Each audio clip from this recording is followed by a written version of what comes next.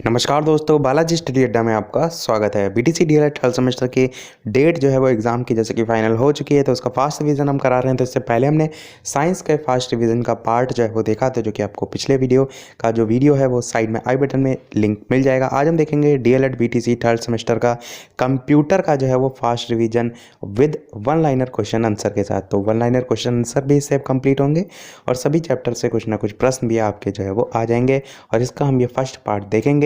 Second part में बाकी बचे हम देखेंगे प्रश्न, यानी कि टोटल 2 पार्ट में जो है कंप्लीट आपका जो है ये प्रश्न और उत्तर वाला जो पोर्शन है वो कंप्लीट हो जाएगा। तो चलिए शुरू करते हैं प्रश्न नंबर 1 से। प्रश्न है आपका पहला कि सूचना और संचार प्रौद्योगिकी से आप क्या समझते हैं? तो वह तकनीकी जिसके अंतर्गत किसी भी विषय का ज्ञान जो कि भूमंडल में कहीं भी उपलब्ध है वो किसी व्यक्ति द्वारा किसी भी समय उपलब्ध जो है वो कराया जाता है। जैसे कि आप देखते हैं कि एक क्लिक पर कोई भी डाटा आप जो है वो एक स्थान से दूसरे स्थान पर भेज सकते हैं बिना किसी समय को गंवाए हुए। जैसे कि ईमेल का आप प्रयोग करते हैं तो वो आपका सूचना और प्रौद्योगिकी का एक साधन के रूप में जो है वो वर्क करता है। तो यही लिखा है कि उसे सूचना और संचार प्रौद्योगिकी के नाम से जाना जाता है। देखिए यहाँ पर जो लैंग्वेज लिखी हुई है केवल और केवल आपको समझना है। एग्ज़ाम में आपको अपनी लैंग्वेज में लिखना है और कोशिश ये करना है कि शब्दों का अच्छे से अच्छा प्रयोग कीजिए। जितने अच्छे शब्द होंगे उतने ही नंबर मिलने के चांसेस जो है वो ज़्यादा होंगे। बढ़ते हैं अगले प्रश्न की तरफ कि सूचना से आपका क्या अभिप्राय है। तो प्राचीन काल में सूचना एक सामान्य शब्द था जिसका प्रयोग विभिन्न प्रकार के जो संदेश हैं उन्हीं तक जो है वो सीमित था। इसका शाब्दिक अर्थ की बात करें तो अंग्रेजी भाषा में जो है वो इंफॉर्मेशन का होता है, और यही जो है उसका हिंदी रूपांतरण है जिसका अर्थ क्या होता है? बताना, जानकारी, सूचना, समाचार तथा ज्ञान आदि शब्दों से जो है वो लिया जाता है। अर्थात सूचना का अभिप्राय उस उपयोगी ज्ञान से है जो मानव समाज के लिए विकास का मार्ग जो है वो प्रशस्त करता है। तो सूचना के बारे में ये हो गया। और यही यदि बात करें कंप्यूटर हम पढ़ रहे हैं तो उसके स्तर पर आप थोड़ा सा उससे जोड़ कर बता सकते हैं कि किसी जो हमने सूचना और प्रौद्योगिकी में बात की कि किसी संदेश को एक स्थान से दूसरे स्थान तक हम भेज रहे हैं, तो वही एक सूचना का रूप है। कोई जानकारी प्रदान कर रहे हैं, कोई सूचना प्रदान कर रहे हैं, कोई समाचार प्रदान कर रहे हैं, या कोई ज्ञान की बात जो है वो प्रदान कर रहे हैं। अगला प्रश्न है सूचनाओं के स्वरूप को परिभाषित कीजिए। तो सूचनाओं के स्वरूप का चिंतन किया जाए तो सूचनाएं विश्वसनीय और वैध जो है वो दिखाई देती हैं। इसमें वैज्ञानिकता की प्रकृति पाई जाती है। आज के समय में कुछ सूचनाएं विश्वसनीय होती हैं जिससे उनके आधार पर व्यवस्था का संचालन होता है, जैसे कि रेल प्रणाली हो गया, बीमा संबंधी सूचना हो गया, बैंकिंग सूचना हो गया, विमान आरक्षण हो गया, ये सभी चीज़ें। अगला है संचार से आप क्या समझते हैं? उपयुक्त परिभाषा भी जो है आपको बताना है। तो संचार का अर्थ क्या होता है? दो या दो से अधिक व्यक्तियों के मध्य तथ्यों, विचारों, अनुमानों या संवेग जो हैं उनके पारस्परिक आदान प्रदान से होता है। संवेग हम कहते हैं इमोशंस को। तो वर्तमान समय में तार, टेलीफोन, टेलीविज़न, रेडियो आदि ने जो विचारों के संप्रेषण है उसको अधिक जो है वो सुलभ बना दिया है। परंतु ये सभी साधन जो है वो स्वयं संचार या संप्रेषण नहीं है, इनके माध्यम से जो है हम संप्रेषण जो है वो करते हैं। संप्रेषण हम कहते हैं कम्युनिकेशन को, जैसे कि हम आपस में बातचीत करते हैं, विचारों का आदान प्रदान करते हैं, तो उसी को संप्रेषण कहते हैं। तो यही जो है यहाँ पर लिखा हुआ है। परिभाषा की बात की गई थी तो चार्ल्स ई रेडफील्ड की एक डेफिनेशन है कि संचार से आशय मानवीय तथ्यों एवं विचारों के पारस्परिक विनिमय से है। विनिमय क्या होता है? आदान प्रदान करना। जैसे कि पहले वस्तु विनिमय होता था, इस समय हम कोई चीज़ खरीदते हैं तो हम पैसे देते हैं। वस्तु विनिमय के समय क्या होता था कि वस्तुओं के बदले वस्तुओं का आदान प्रदान जो है वो होता था। जैसे आपके पास गेहूं है, मेरे पास चावल है, तो हम अपनी चीज़ों को आपस में एक्सचेंज कर लेते थे और दोनों की आवश्यकताओं की पूर्ति हो जाती थी। आगे है कि विनिमय से है, ना कि टेलीफोन, तार, टेलीविज़न, रेडियो आदि जो तकनीक साधन है उनसे है। तो ये जो है इसकी डेफिनेशन हो जाएगी। अगला प्रश्न देखते हैं। तो प्रौद्योगिकी जो है उसकी अवधारणा को स्पष्ट कीजिए। तो प्रौद्योगिकी या तकनीकी विज्ञान अंग्रेजी के टेक्नोलॉजी शब्द का जो है वो अर्थ है, तकनीकी से आशय है कि दैनिक जीवन में वैज्ञानिक ज्ञान जो है उसको प्रयोग करने की विधियाँ। तकनीकी जो शब्द है उसको प्रायः मशीन या मशीन से संबंधित जो प्रत्यय है उससे जोड़ा जाता है, जबकि ये आवश्यक नहीं है कि इसका संबंध जो है वो किसी मशीन से ही जो है वो हो। क्योंकि इसका तात्पर्य ऐसे प्रयोगात्मक कार्य से भी हो सकता है जिसमें वैज्ञानिक ज्ञान या सिद्धांतों का जो है वो प्रयोग किया जाए।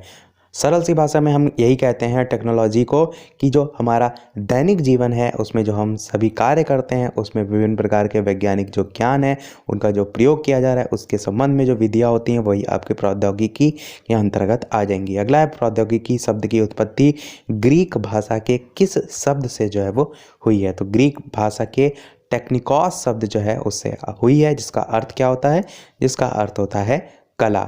और इसका पर्यायवाची जो है वो या पर्याय जो है वो लैटिन भाषा का शब्द टेक्सचर जो है इसका अभिप्राय बुनना या निर्माण करना जो है वो होता है। तो तात्पर्य स्वरूप कहा जा सकता है कि वैज्ञानिक व्यवस्थाओं तथा प्रविधियों का प्रयोगात्मक रूप ही जो है वो तकनीकी या तकनीकी विज्ञान जो है वो है। अगला है प्रश्न कि सूचना और संचार प्रौद्योगिकी के कौन कौन से साधन हैं। तो कौन कौन से साधन हैं, इंटरनेट के माध्यम से हम कर सकते हैं, वीडियो डिस्क हो जाएगा, कंप्यूटर हो जाएगा, दूरदर्शन हो जाएगा, टेली कॉन्फ्रेंसिंग हो जाएगा, रेडियो हो जाएगा, इसी प्रकार उपग्रह भी हो जाएगा। तो सूचना का प्रसारण करना हो या आदान प्रदान करना हो, संचार प्रौद्योगिकी हो, तो ये सभी साधनों की आवश्यकता पड़ती है। अगला प्रश्न है आपका कि सूचना और संचार प्रौद्योगिकी के शैक्षिक कार्यों को जो है वो बताइए। तो शैक्षिक कार्यों के अंतर्गत पहला पॉइंट है कि सीखने के क्रियाकलाप पर्यवेक्षण हेतु, छात्रों का मूल्यांकन करने हेतु प्रयुक्त उपकरण के रूप में इसका यूज़ हो सकता है। दूसरा है कि छात्र विचार विमर्श, सामूहिक अधिगम, अनुसंधान हेतु जो नवीन शिक्षण विधियां हैं उनके उपकरण के रूप में इनका उपयोग कर सकते हैं। इसके अलावा शिक्षण अधिगम सामग्री के स्थान पत्र के रूप में यूज़ किया जा सकता है। कक्षा शिक्षण के लिए रेडियो, डीवीडी, दूरदर्शन प्रसारण, कंप्यूटर आदि जो उपकरण है उसके व्यापक प्रयोग के रूप में भी इसका यूज हो सकता है। इसके अलावा चॉक बोर्ड के विकल्प के रूप में, जैसे कि आपने देखा होगा स्मार्ट बोर्ड आजकल आता है, उसका भी उपयोग किया जा सकता है। छात्रों को अधिगम करने, उनके विचारों को उद्वेलित करने, उनको अभिप्रेरणा प्रदान करने के साधन के रूप में जो है वो यूज़ किया जा सकता है। इसके साथ साथ कहीं ना कह सकते हैं आपकी जो प्रेजेंटेशन होती हैं जिसको हम जीवंत उदाहरण कहते हैं उसको प्रस्तुत करके भी हम किसी भी जो शिक्षण कार्य है उसको कंप्लीट कर सकते हैं और बच्चों में उससे जो है वो कहीं ना कहीं इंटरेस्ट भी जो है वो बनता है। अगला प्रश्न है कि कंप्यूटर का आविष्कार जो है वो किसने किया था। तो ये जो है वो चार्ल्स बेबेज ने जो है वो किया था। अगला है कंप्यूटर की शिक्षा का क्या अर्थ है। तो कंप्यूटर की शिक्षा का अर्थ होता है सॉफ्टवेयर तथा हार्डवेयर जो है उसका ज्ञान। अगला है कंप्यूटर सिस्टम के अंग कौन कौन से हैं। तो ये काफ़ी बार प्रश्न पूछा जाता है, ध्यान रखिएगा।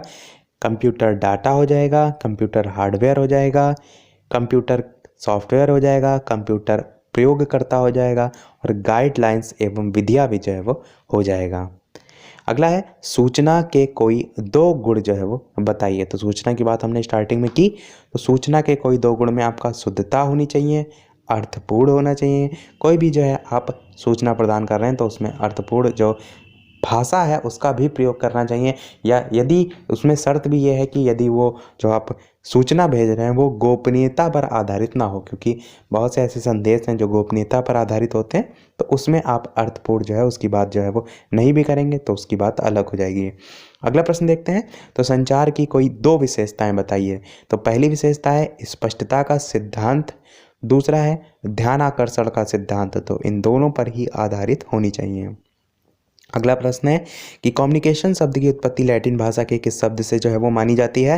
तो संचार जो है उसको अंग्रेजी में जो है वो कम्युनिकेशन कहते हैं, और कम्युनिकेशन शब्द की उत्पत्ति की बात करें तो लैटिन भाषा के कम्युनिस्ट, यहाँ पर आप इंग्लिश में देख सकते हैं COMMUNIC शब्द से जो है वो मानी जाती है, जिसका अर्थ क्या होता है, सामान्य बनाना। अगला प्रश्न है आपका कि भारत में इंटरनेट सेवा का विकास जो है वो कब हुआ था। तो विकास जो है वो 1995 से जो है वो हुआ था। अगला प्रश्न है इंटरनेट के कार्यों को संक्षिप्त में समझाइए। तो पहला कार्य हो जाएगा विश्व के नवीनतम समाचार शीघ्रातिशीघ्र प्राप्त करना, इंटरनेट के माध्यम से ही संभव होता है। दूसरा है कि संक्षिप्त किंतु महत्वपूर्ण नोट्स का आदान प्रदान करना भी इंटरनेट के माध्यम से होता है। बहुत से ऐसे कार्य हैं जो कि आप इसमें जो है वो लिख सकते हैं। यहाँ पर एक पॉइंट आप क्या लिख सकते हैं उसके आधार पर लिखा गया है। इसके अलावा वीडियो पसंद आ रहा हो तो लाइक भी अवश्य कर दीजिएगा। अगला देखते हैं पॉइंट इसी का, तो व्यापारिक समझौते करना भी इंटरनेट के माध्यम से होता है। आवश्यकता अनुसार कंप्यूटर फाइल्स का स्थानांतरण होता है। समान रुचि वाले लोगों के साथ सूचनाओं का आदान प्रदान करना होता है। वाणिज्यिक क्षेत्रों में आप कह सकते हैं कि होता है। इसके अलावा धनराशि का भी आदान प्रदान करना होता है, तो हम आजकल इंटरनेट का ही उपयोग करते हैं। किसी समाचार की जानकारी हमें प्राप्त करनी है तो हम इंटरनेट का उपयोग करते हैं। किसी जीके संबंधी कोई जानकारी प्राप्त करनी हो, ज्ञान संबंधी कोई जानकारी प्राप्त करनी तो हम इंटरनेट का उपयोग करते हैं। ऐसे बहुत सी ऐसी जो हैं चीज़ें आप इसमें लिख सकते हैं। अगला है सर्च इंजन क्या है, तो गूगल और याहू नाम की समस्त जो विषय हैं उस पर जानकारी प्राप्त कराने वाली वेबसाइटों को ही सर्च इंजन जो है वो कहा जा सकता है। एग्जाम्पल में आप गूगल जो है वो लिख सकते हैं।